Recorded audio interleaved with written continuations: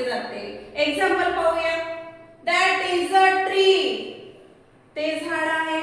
कमी अंतरावर आहे म्हणून त्याला ते झाड आहे असे म्हटले जाते.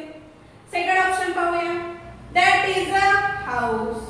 ते घर आहे म्हणून त्याला दॅट इज अ हाऊस असे म्हटले जाते. थर्ड एक्झाम्पल पाहूया. That is a car. ती कार आहे.